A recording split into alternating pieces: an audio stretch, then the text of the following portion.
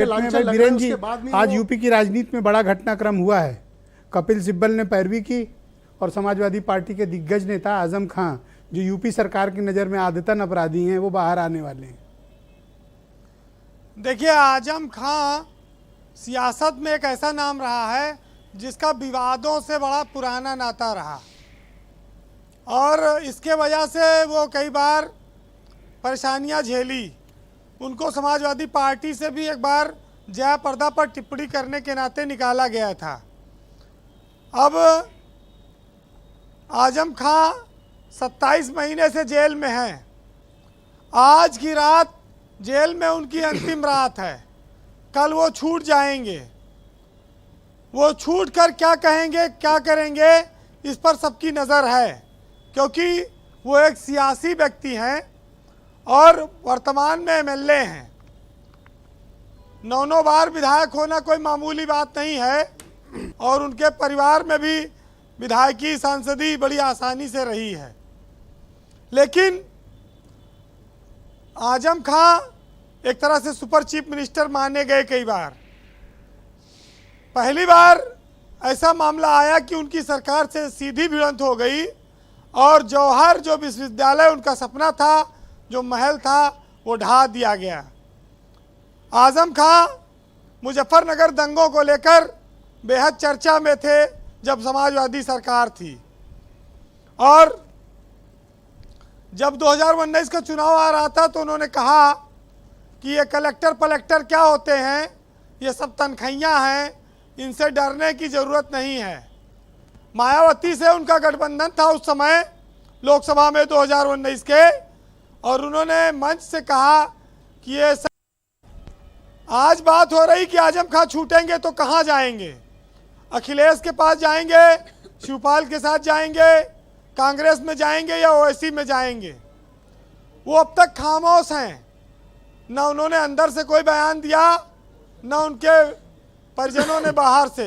ये जरूर है कि उनके समर्थक समाजवादी पार्टी से नाराज हैं। वो लगातार बोल रहे हैं, उपेक्षा का आरोप लगा रहे हैं। लेकिन उपेक्षा के साथ साथ लोगों को ये याद रखना होगा कि आजम खां जब बीमार हुए तो उनका इलाज अखिलेश यादव ने लखनऊ के मेदांता में कराया। अखिलेश यादव उनसे मिलने भी गए, लेकिन परिस्थितियां ऐसी रहीं कि उनके जेल की दिन कम नहीं हो रहे थे। 89 मुकदमे उन पर लादे गए। अब वो जाकर छूटे हैं। उनका प्रेम इस बीच कुछ और लोगों से भी बढ़ गया, शिवपाल यादव और आचार्य प्रमोद कृष्णम। लेकिन ये उनके बाहर आने के बाद पता चलेगा। अभी वो विधानसभा के सदस्य हैं, 5 साल तक वो रहेंगे अगर कोई दल बदल न करें तो, और उनकी सदस्यता न जाए तो वो जिसके साथ भी जाएंगे। उत्तर प्रदेश की सियासत में आजम खां एक ऐसे नेता के तौर पर हैं जिनके पास फॉलोवर हैं। जब वो बोलते हैं तो हजारों लोग उनको सुनते हैं। उनको भाषण की कला आती है, लेकिन वो अपनी तुनक मिजाजी के लिए भी प्रसिद्ध हैं और इसी वजह से वो लोगों के बीच नाराजगी का कारण भी बनते रहे। उनकी लोकप्रियता का जो ग्राफ है वो अप डाउन में चलता है। जया प्रदा से उनकी लड़ाई उनके जीवन में कई बार बहुत ज़्यादा उनकी गाड़ी हिचकोले खाती रही। सियासी तौर पर उनको बड़ा नुकसान हुआ। लेकिन योगी की सरकार में उनका सियासी के साथ साथ नैतिकता, निजी और कहा जाए तो सामाजिक, सारी तरह का उनको नुकसान उठाना पड़ा। जी देखिए, आज ये देखने में आता है कि चाहे आजम खां सरकार में रहे हों या जब कोई दूसरी सरकार, जिसके हाथ में ताकत आई उसने लोकतंत्र को रौंदा।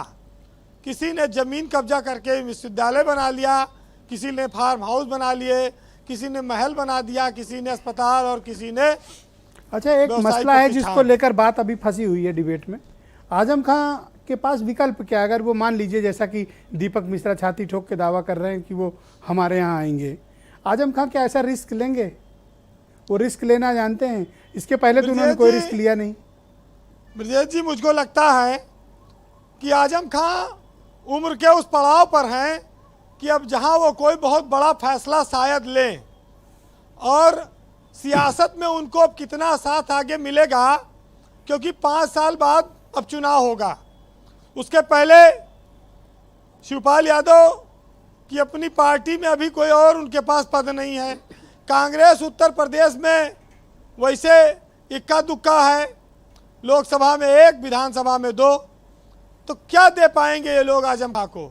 आजम खां सिर्फ अब ये दुआ करेंगे कि भाजपा सरकार उनसे नाराज ना हो 5 साल, अब दोबारा जेल ना जाना पड़े, इज्जत से कट जाए, जैसा जैसा साहब कहेंगे वैसा वैसा हो सकता है करना पड़े। अब साहब कौन है? आजम खां के लिए बड़े कसीदे पढ़े जाते थे, एक ज़माना था, लेकिन अब वो दौर बीत गया। वक्त बहुत बलवान होता है। जिनके नाम पर रामपुर में कभी बत्ती नहीं जाती थी, आज उनके जीवन में 2.5 साल से अंधेरा फैला है। जेल की 4 दीवारी है, कोरोना ने उनको जकड़ा, जिंदगी और मौत से जूझे। अब यह अंधेरा आज की रात खत्म होने को आया है, लेकिन इतना जरूर है कि उनके बेटों का जो बयान आता रहा, उससे संकेत मिलता है कि वो समाजवादी पार्टी से खुश नहीं है। लेकिन वो भाजपा में तो जा नहीं सकते, तो बीजेपी उनको किस तरह से आगे कहाँ जाए, लेके जाएगी उनकी गाड़ी को, अब ये देखना होगा आने वाले कुछ समय में। बहरहाल जी, अब्दुल्ला आजम ने एक बार लिखा कि वो जो ख्वाब था मेरे जहन में, न मैं कह सका न मैं लिख सका, कि ज़बान मिली तो कटी हुई, कि कलम मिला तो बिका हुआ।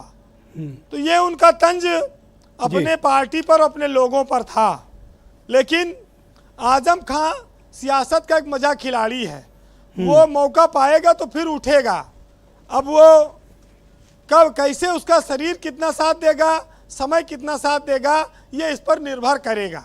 बहरहाल एक साहित्यकार ने लिखा है आजम खां के लिए कि तू छोड़ रहा है तो खता इसमें तेरी क्या, हर शख्स मेरा साथ निभा भी नहीं सकता, वैसे तो एक आंसू ही बहा के मुझे ले जाए, ऐसा कोई तूफान मुझे हिला भी नहीं सकता। बहुत बहुत शुक्रिया वीरेंद्र जी आपका, बहुत बहुत धन्यवाद, बहुत शुक्रिया आपका। मैं सीधे रुख करता हूँ ओपी